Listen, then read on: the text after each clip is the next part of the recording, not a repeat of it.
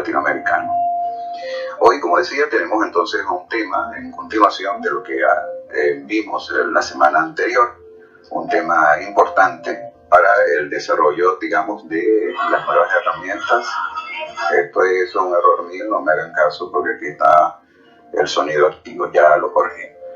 Entonces vamos a conversar con la profesora, compañera investigadora María Fernanda Barreto en este tema que hemos denominado Comunidades Alertas en Defensa de la Paz. María Fernanda Barreto es activista colombo-venezolana, invitada permanente como analista internacional en Telesur y Hispan TV, investigadora de la revista Correo del Alba, colaboradora de la Misión Verdad y además coautora del libro Venezuela, la joya de la corona. Iniciamos nuestra conversación y por supuesto queda al mando de esta conversa nuestra profesora Anabel Díaz Hachén, quien es la productora y directora del espacio Latinoamérica, la hora de los pueblos. Bienvenida, profesora. Muchas gracias, bienvenida María Fernanda. Me dicen que ya estás en línea.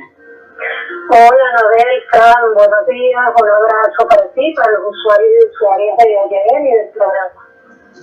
Qué bueno tenerte aquí de nuevo y que bueno, podamos discutir temas tan importantes como estos acerca de un manual que tú escribiste con base a las tesis del profesor precisamente Carlos Lang sobre cómo enfrentar la invasión paramilitar sobre Venezuela desde las comunidades. A veces creemos que, bueno, nos invade el miedo, el terror, nos moviliza el terror y creemos que desde las comunidades no podemos hacer nada, que tiene que venir solamente el Estado, la Fuerza Armada, las fuerzas policiales, y resulta que no. Hemos leído el manual que tú has escrito. Yo creo que la experiencia del pueblo colombiano, si la logramos sistematizar en una guerra de resistencia contra esta forma de guerra, ayuda muchísimo al pueblo venezolano a prevenirla. Entonces, te queríamos comenzar esta conversa en por qué y para qué escribir este manual. Bueno, miren, este manual se publicó por primera vez en septiembre del 2019, publiqué la primera parte. En la primera parte lo que presento es la experiencia que recolecté de primera mano, tanto del pueblo colombiano como incluso de mi experiencia personal y de la experiencia con las comunidades de la zona fronteriza de Venezuela con Colombia, porque yo trabajé como servidora pública en esa frontera colombo-venezolana alrededor de 9 años. Y en esos 9 años tuve incluso la experiencia de tener que trabajar en pueblos venezolanos que estaban ya para el momento prácticamente bajo control de estos ejércitos paramilitares que el Estado colombiano, como parte de esa ejecución de un plan de invasión irregular sobre Venezuela, había enviado hacia Venezuela a partir del año 2002. Como yo he venido denunciando en reiteradas ocasiones, a partir de ese año, que es el mismo año en el que entra además Uribe Vélez al poder, se comienza una invasión paramilitar sostenida desde Colombia hacia Venezuela. Claro, al principio eran estas organizaciones paramilitares las que se veían directamente en los pueblos de la frontera venezolana, pero con el tiempo y por supuesto la importación de paramilitares que hizo la derecha venezolana, estas bandas paramilitares colombianas comenzaron a formar también a las bandas delincuenciales venezolanas y a la extrema derecha venezolana, de modo tal que hoy día esta forma de paramilitarismo que vino de Colombia también cuenta obviamente con las bandas delincuenciales venezolanas y con algunos representantes de la extrema derecha que incluso fueron a formarse a Colombia en este tipo de entrenamiento paramilitar, y tenemos el caso que fue incluso destapado por la propia inteligencia colombiana de Lorenzo Alet, y así como él, bueno, Luis Fernández y otros de estos violentos de la derecha venezolana que fueron formados en Colombia por los grupos paramilitares colombianos. A raíz de toda esa experiencia, publiqué la primera parte del manual en septiembre del 2019, debido a que una vez más se habían destapado planes, había destapado, la inteligencia venezolana, planes de estas organizaciones paramilitares colombianas para desestabilizar el gobierno venezolano. Publiqué este manual con la idea y el llamamiento a las comunidades de que lo leyeran y lo nutrieran con todas sus impresiones y aportes, críticas, y que señalaran lo que no les parecía bien y lo que les parecía bien de esta primera parte del manual, en la que básicamente me centro en identificar 14 indicadores de la presencia de este tipo de organizaciones en una comunidad, en un territorio. Y me centro en ello porque creo que el primer paso que hay que dar para solucionar un problema, por supuesto, es identificarlo. Esta primera parte estuvo publicada 7 meses, en los 7 meses recibí muchísimos aportes de comuneros y comuneras de la frontera, incluso de gente desde Colombia que la leyó. En Colombia también se leyó mucho este manual y se le hicieron llegar aportes, y también obviamente de gente de Venezuela, incluso de la Fuerza Armada Nacional Bolivariana, de todas partes. Afortunadamente se leyó y se me hicieron llegar aportes, críticas, o simplemente avalaron todo lo que estaba aquí escrito. El empeño de este manual, y de haber publicado la primera parte aún sin terminar el manual, porque el manual lleva 2 partes publicadas, la próxima será ya simplemente la compilación de estas 2 partes y un agregado final. El empeño es hacer de este manual un ejercicio de investigación, acción participativa. Partí por ello de una experiencia que yo misma he vivido, pero además le he pedido a las comunidades que lo viven, que lo enfrentan, que también por favor lo nutren con su experiencia y en lo que ha venido pasando. Eso se refleja un poco en la segunda parte también del manual. Y bueno, cuando quieras podemos entonces empezar a abordar la primera parte de este texto. Bien, vamos a ir a la primera identificación de la estación, María Fernanda, y a la vuelta nos gustaría que entonces iniciemos ya con estos indicadores que son determinantes para la defensa de la paz de nuestros pueblos latinoamericanos, del pueblo colombiano, del pueblo venezolano, de nuestro pueblo latinoamericano. Estamos conversando con la investigadora, profesora María Fernanda Barreto, en esto el programa que hemos denominado toda una serie de comunidades, todas nuestras comunidades en defensa de la paz. Vamos a una pausa y a la vuelta continuamos con Latinoamérica Laboral Especial.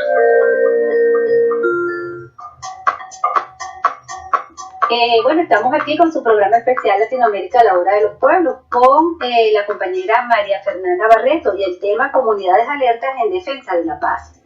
Como habíamos conversado, María, la idea en este segundo segmento es desarrollar los 14 indicadores que colocaste, que mencionaste en tu manual para que las comunidades puedan entender y puedan identificar esa presencia que a veces cuando nos damos cuenta que ya está en nuestro territorio es como muy tarde, porque estamos rodeados, ¿no? Dicen algunos. Esto en consonancia pues con lo que el presidente de la República, Nicolás Maduro, el presidente de la Asamblea Nacional Constituyente, Diosdado Cabello, nuestra propia alcaldesa de Caracas, Erika Farías, han denunciado ante los organismos de inteligencia y han llamado a las comunidades a estar alertas ante los planes desestabilizadores en esta nueva coyuntura electoral en la que estamos atravesando en Venezuela. Bueno, la pregunta es exactamente esa: ¿cómo puede contribuir la inteligencia social a la seguridad y defensa de la nación?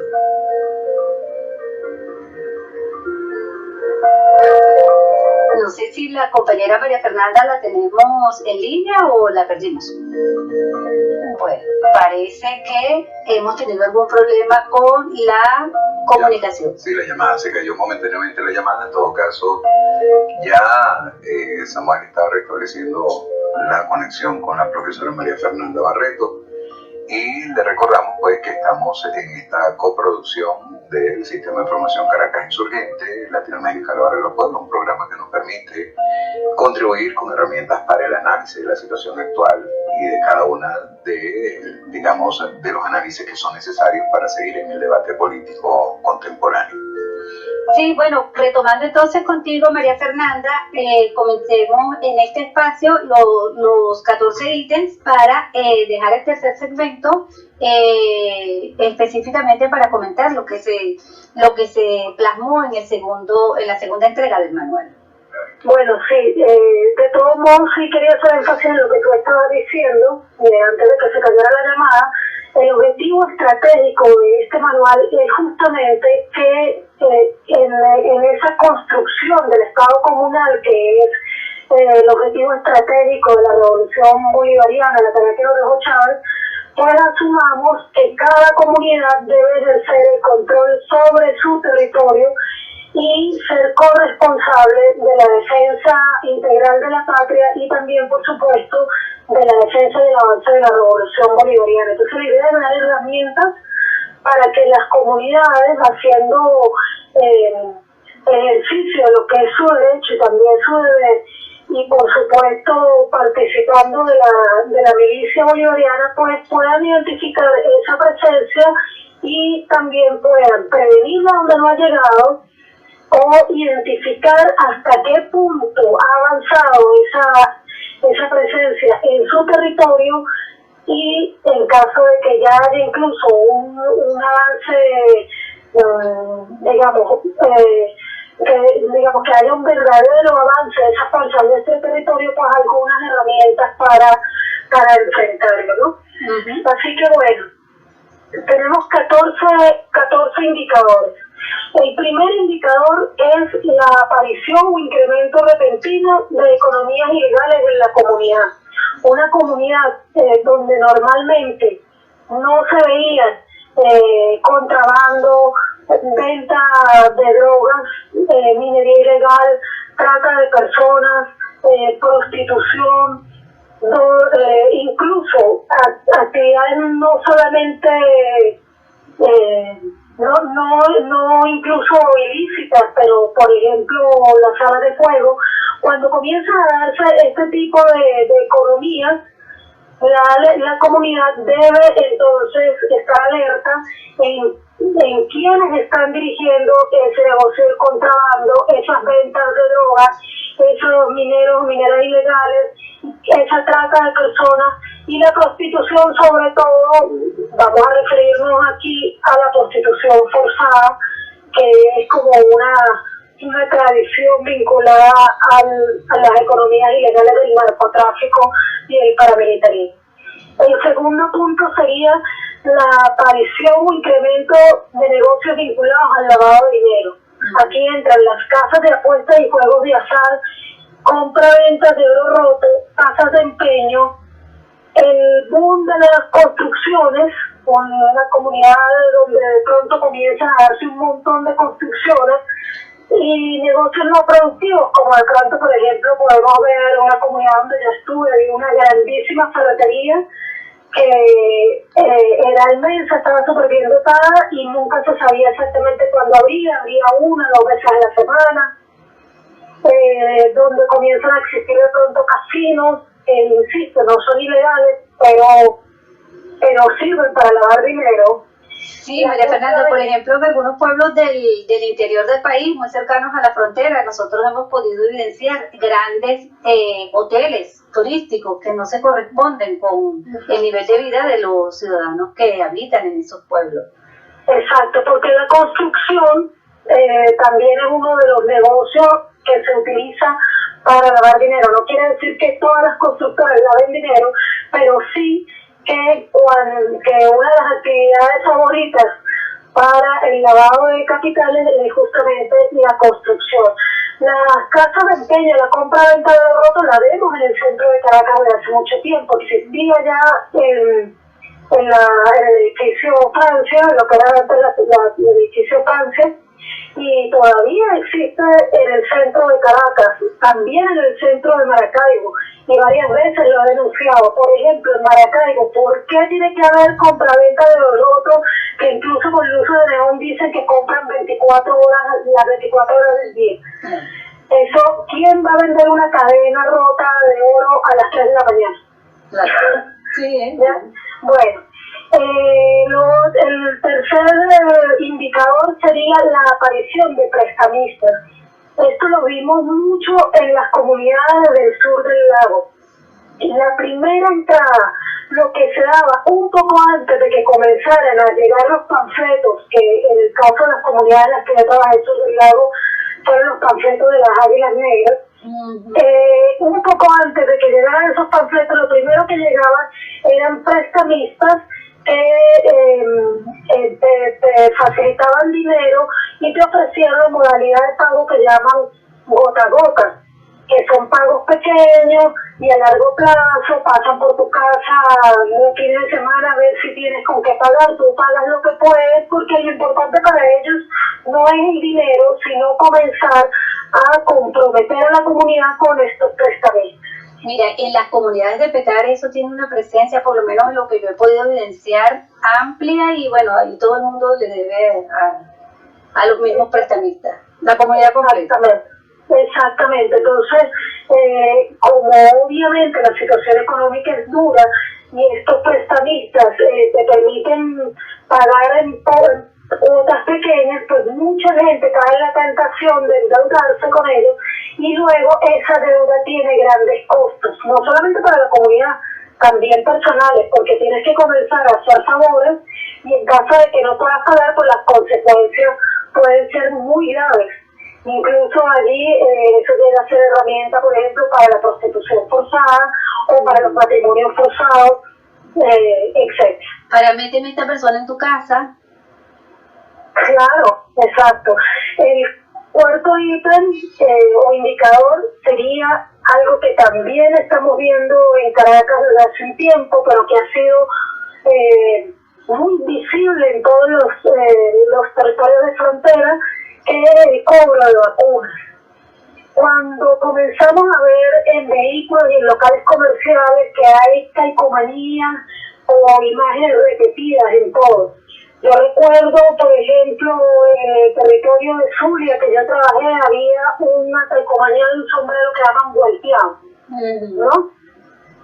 Que la tenían pegada todos los transportistas que pagaban la vacuna a los grupos paramilitares. También había unos que utilizaban imágenes de la Virgen, e incluso llegué a ver unos que utilizaban la imagen del Che. ¿Ya? Siendo paramilitares, que decir paramilitares en Colombia es decir una organización de derecha, con pensamiento de derecha afín al Estado colombiano. Es importante, Mari, que nosotros recordemos a la gente, porque muchas comunidades caen en el chantaje: yo te voy a proteger. No hay presencia policial y la gente lo termina viendo como un favor, menos mal que están ellos, y después termina siendo una pesadilla. Exacto, de eso vamos a hablar en la segunda parte, porque justamente el paramilitarismo y este tipo de organizaciones de la derecha vinculadas al narcotráfico se establecen donde el Estado no tiene fuerza. Por eso es que la alternativa para impedir esa entrada tiene que ver con la construcción del Estado colonial. Bueno, este cobro de vacunas, yo personalmente lo he visto, por ejemplo, en Bellas Artes, ¿ya? Y por supuesto en muchos de los estados fronterizos, sobre todo Zulia, y también en parte de Táchira, pero también hay que hablar de zonas del oriente venezolano y, como te digo, la ciudad capital. Barlovento, una zona que, bueno, ellos comenzaron con el cobro de vacunas y luego agarraron todo el cuerpo que ya nosotros sabemos que tomaron allí. Exacto, entonces ellos te ofrecen, supuestamente, tú le pagas la vacuna, con eso ellos te permiten funcionar y supuestamente te garantizan protección. Ese cobro de vacunas se lo hacen sobre todo en principio a los boneros y boneras de la economía informal, pero luego también va avanzando hacia los negocios, digamos, formalmente establecidos. Quinto, aumento de la violencia de género y delitos sexuales contra mujeres, niños y niñas. Yo estuve trabajando en una época, por ejemplo, en una zona del estado Zulia, un poco más allá de una zona que se llama El Moral, donde después de cierta hora los hombres, estos hombres de ejércitos paramilitares, incluso no solamente patrullaban las calles, sino que se metían a las casas de las muchachas que les gustaban y abusaban de ellas. Y abusaban de ellas incluso ante la imposibilidad de las familias de hacer algo. Otras eran forzadas a casarse con estos hombres porque además de permitirles un control sobre la mujer, de algún modo los emparenta, digamos, crea vínculos familiares con gente de la comunidad. Claro, es una forma de hacer base social, ¿no? De apoyo. Exacto, la base por la fuerza. Pero lo que vemos en todos los territorios, mire, en Colombia la experiencia de la violencia de género y los delitos sexuales contra las mujeres por parte de estas organizaciones es terrible. En Colombia hablamos de violaciones masivas, noches en las que han llegado a un pueblo y han violado a todas las mujeres de la comunidad. Entonces, eso afortunadamente hasta ahora no hay ningún registro de eso en Venezuela y ojalá nunca lo haya. Pero es justamente ese tipo de avance que tenemos que impedir. La desaparición de niños y niñas, la desaparición de mujeres es un modo grande de las bandas de narcotráfico en México, por ejemplo, muy difundido también, quizás de los que ha sido más enfrentado por las luchas populares, la desaparición forzada de mujeres y niñas y que se está evidenciando en Venezuela. Se están evidenciando en Venezuela la desaparición forzada de mujeres. En el estado Mérida, por ejemplo, las denuncias son prácticamente diarias. Y bueno, en Caracas también ha aumentado, es uno de las alarmas que debemos prender, porque a veces la familia, no, ella se fue a trabajar a Colombia, pero tiene 2 meses que no se comunica con nosotros. Y cuando ya vamos a hacer la denuncia no estamos como en la jugada de lo que está pasando, no sabemos, y cuando llegamos a Fiscalía vemos que la cantidad de casos es asombrosa. Claro, pero es diferente que una niña de la comunidad sea raptada en su comunidad y abusada, o una mujer. También hay violaciones a hombres, hay que decirlo, porque también es un mecanismo de poder y de dominación. Lo vimos, por ejemplo, en el caso de Bogotá, ¿verdad? Claro. Pero es más común que sea con mujeres y niñas. Eso es diferente a la trata de mujeres que se ha implementado desde Colombia sobre las mujeres venezolanas. Algunas son invitadas a Colombia a trabajar en salones de belleza como modelos, y finalmente cuando llegan allá son obligadas a prostituirse. Y hay otras que simplemente, como tú señalas, son llevadas ya como prostitutas, como trabajadoras sexuales, y una vez que llegan allá son esclavizadas, aisladas, desaparecidas y también comúnmente asesinadas. Y es por eso lo que tú mencionas. Yo misma también he conversado con madres de estas muchachas que dicen que su hija se fue a trabajar a algún pueblo de Colombia y que desde hace 2 o 3 meses que no se comunica. Y según la propia medicina legal de Colombia, hay un gran número de mujeres venezolanas que han desaparecido en Colombia y que han sido asesinadas en Colombia, víctimas de violencia de género. Es así, y es importante que nosotros hagamos la alerta porque las mujeres deben estar preparadas y nuestras jóvenes, fíjate, hay una bomba que hace de nuestras jóvenes un blanco fácil, que es la necesidad impulsada por esta guerra económica que estamos atravesando, la necesidad y la ingenuidad de no conocer ese tipo de problemáticas. Exacto, claro que sí. Justamente en esa ingenuidad del pueblo venezolano que no ha vivido la guerra, es en la que es un arma que ha utilizado ese paramilitarismo colombiano para poder ejercer esta penetración sobre Venezuela. Y la idea de este manual es justamente decirle a las comunidades: mira, no seamos ingenuos, esto es un indicador de invasión sobre nuestro territorio. Es así. Y debemos salir del paso antes de que avance. Es así, la inocencia no mata al pueblo, ¿no? Avanzar un poquito más rápido en este último bloque para poder dedicar el último minuto a hablarles de la segunda parte y darles la referencia. Ok. Bueno, vendría este indicador en la Fran, que es el surgimiento o el aumento de las disputas por el control de las economías ilegales. ¿Por qué? Porque llegan a nuestras comunidades nuevos grupos de contrabandistas, de traficantes de droga, de proxenetas, que comienzan a disputar territorio con las bandas que hasta entonces controlaban esas economías que ya existían, pues, y se inician enfrentamientos armados entre esas bandas por el control del territorio de la comunidad. El séptimo indicador serían las oleadas de inmigración no justificada.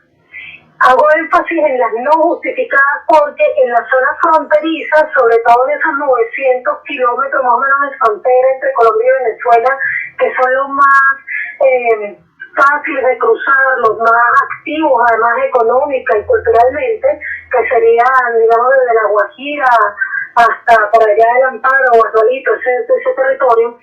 Allí constantemente llegan oleadas de comunidades que vienen huyendo de la guerra en Colombia, sobre todo esa violencia paramilitar. Entonces, para las comunidades de la frontera es fácil saber si ciertamente hubo un bombardeo en ese territorio o hubo una incursión paramilitar en ese territorio cercano a la frontera. Pero cuando llegan oleadas no justificadas, por ejemplo, una oleada no justificada hacia Petare, una oleada no justificada hacia el barrio, no, si no me equivoco, se llama Bolívar, en Mérida. Hay varios lugares del país donde hemos visto oleadas de inmigración que no están justificadas y eso debe encender las alarmas. Con otras tal vez. En pleno centro de Chacao, en los Palos Grandes, después de las últimas, o durante y después de las últimas guarimbas, hubo una presencia bastante amplia de personas, digamos, de personas desconocidas en la comunidad de origen colombiano, pero que estuvieron allí durante las guarimbas, ejecutaron guarimbas y se quedaron. Bueno, aumentó el índice de robos, de robo de vehículos, una cosa que convirtió al centro de Chacao en una locura, y a los Palos Grandes en una locura en cuestión de días. Exacto, porque esa es una característica de esa inmigración, porque lo que sí no quiero de ningún modo, y siempre hago énfasis en la primera parte, en la segunda parte, y lo haré en la presentación final, y lo hago cuando hablo del manual públicamente, es hacer énfasis en que de ningún modo este manual puede ser para aumentar la xenofobia, porque quien lo escribe, y lo escribe para Venezuela, es justamente una persona que nació en Colombia y que creció en Venezuela, por lo que una de las características de esta inmigración, que como tú lo señalabas, es que simpatizan con el discurso y la práctica de la oposición venezolana. Y otra cosa de la que hay que estar pendiente también es de qué tanta cantidad de esa inmigración está en lo que llamaríamos edad de combatir, que normalmente es, digamos, entre finales de la adolescencia y los 35 años de edad. Eso. El octavo indicador es la aparición en las zonas rurales, la aparición de rubros agrícolas vinculados al control territorial. Y esto, que lo digo con mucho conocimiento de causa, porque en esos años que trabajé en la zona de frontera, además trabajé vinculado al Ministerio de Poder Popular para la Agricultura y Tierra. Y pude ver cómo estos narcotraficantes y paramilitares utilizaban la palma aceitera y la ganadería como lo hicieron en Colombia. En Colombia incluso hay mapas donde se demuestra que los territorios que fueron ocupados con palma aceitera luego fueron ocupados por los megaproyectos de minería y explotación de los recursos naturales, porque estos rubros, tanto la palma aceitera como la ganadería, se utilizan para desalojar al campesinado, para apropiarse del territorio, de ese suelo, de ese territorio, ese espacio territorial, y luego ejercer ahí pues todo tipo de actividades ilícitas, porque una característica de estos rubros es que ocupan territorio pero requieren menos mano de obra, y en el caso de la ganadería pues justifican el hecho de que alguien pueda tener más cantidad de hectáreas de las que necesita. Y lavado de dinero. Y ese También detalle, lavado de dinero, pero en este caso lo menciono como control territorial. Una herramienta porque para ahí el por detalle, ejemplo, de tierras que son A1, que vimos en el sur Sí. del lago avanzar sobre tierra A1, terriblemente. Alguien incluso le vendió al comandante Chávez la idea de la palma aceitera, no sé quién, pero vimos cómo sembraron ahí palma aceitera, y esa palma aceitera daña para siempre ese suelo. hay algunos argumentos allí, María Fernanda, que son interesantes en el caso de la ganadería, porque se habla de que por vaca se utilizan cientos de metros cuadrados, es decir, que permite la ampliación del control territorial con la justificación de que cada vaca o cada ganado necesita un espacio gigantesco. Y como tú lo señalabas, mucho menos mano de obra, pero más control territorial. Exacto, pero también entonces cuando tú ves que territorios como Cerdelado, que son tierras A1, de pronto es utilizada para ganadería, Claro, que es una va a vocación. deteriorar esa tierra, pues esto no quiere decir que todos los ganaderos del estado solo estén vinculados, ¿no? Claro. Pero el avance del negocio ganadero en tierras de uso realmente agrícola, en tierras que son tan cualificadas para la siembra, debe encender alarma. Y está pasando en la costa, en la cordillera de la costa, hacia los lados de Vargas, está pasando con ganadería de altura en Mérida y todo lo que tiene que ver con el páramo andino, y está pasando con la tierra A1 que tenemos en Barlovento también.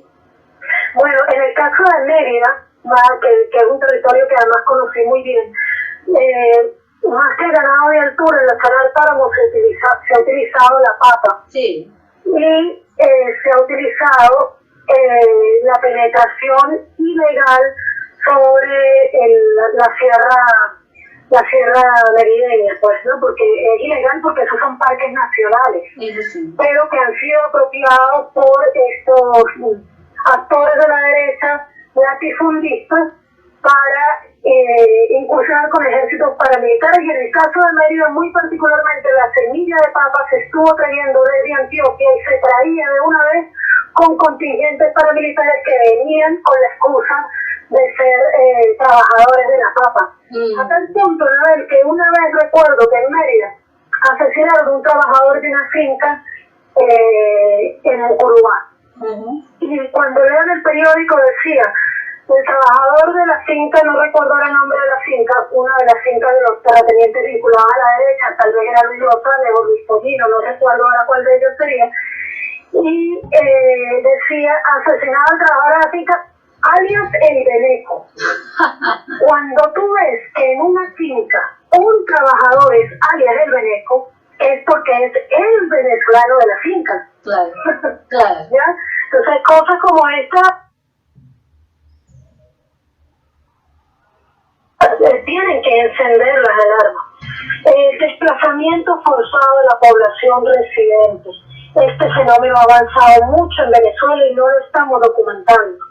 Sí. Hemos visto desplazamiento forzado en los valles de Aragua. Hemos visto desplazamiento forzado en Petare y en la Ruta 905. Hemos visto desplazamiento forzado en Miranda, en distintos sectores de Miranda.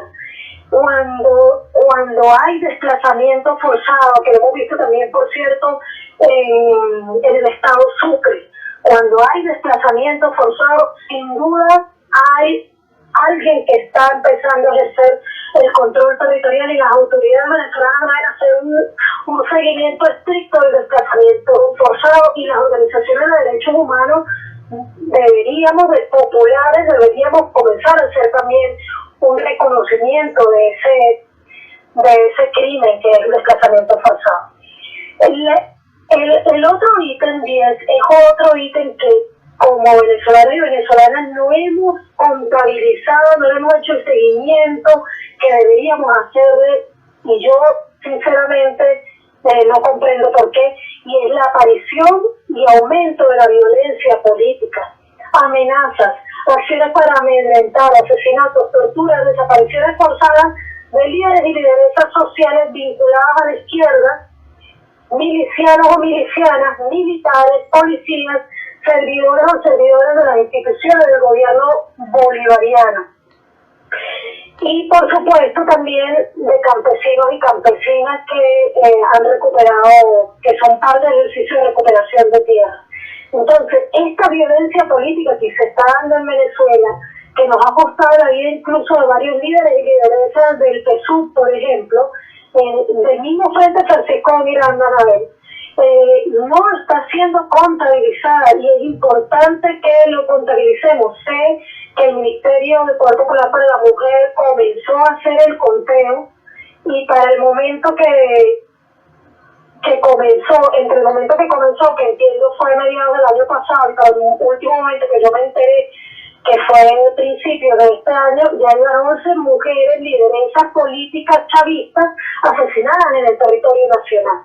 De eso hay que tener conteo y hacer expedientes.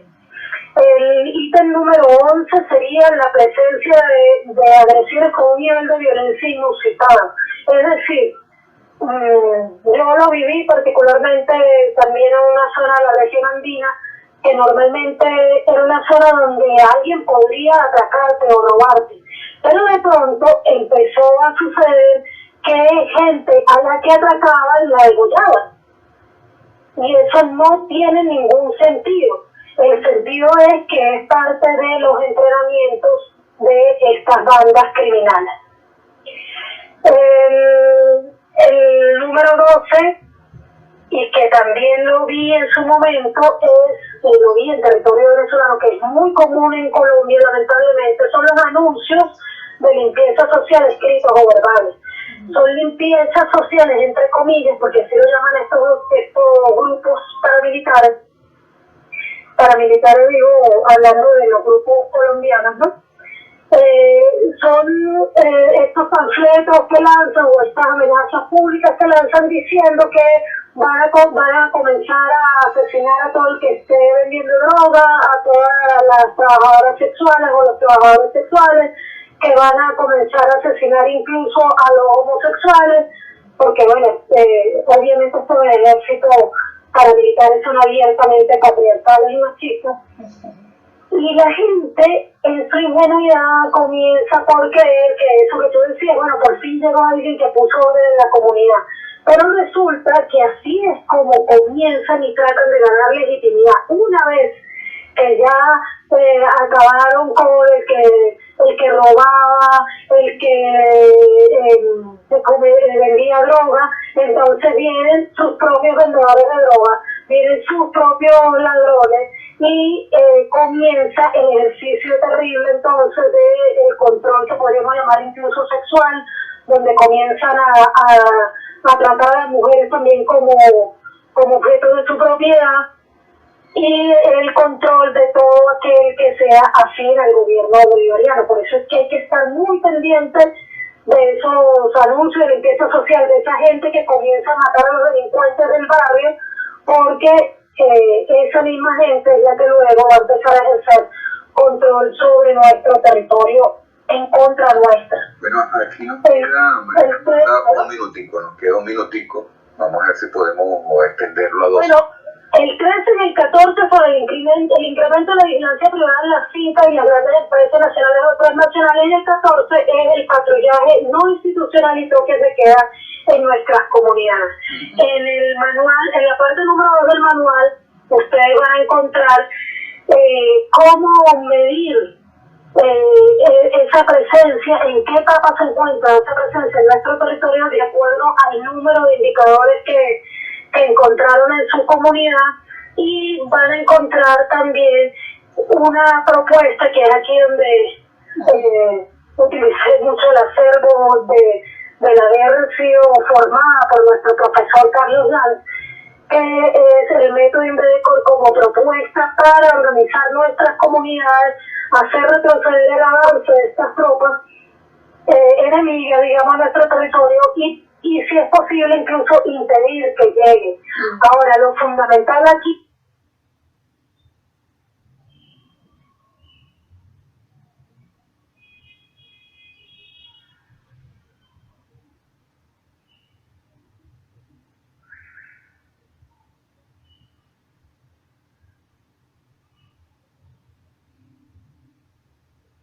es mantener desde las comunidades la construcción del Estado comunal y esa unión cívico-militar policial, que es la que nos ha permitido la defensa de la patria hasta este momento, seguirla profundizando, seguir avanzando en ella, porque lo que es de esperar es que el asedio contra Venezuela, sobre Venezuela, continúe, sobre todo de modo irregular, porque por el modo regular los Estados Unidos no se ha atrevido, y es muy previsible que no se atreva, dado no solo el poderío de Venezuela, sino además el poderío de los países que están apoyando a Venezuela del mundo.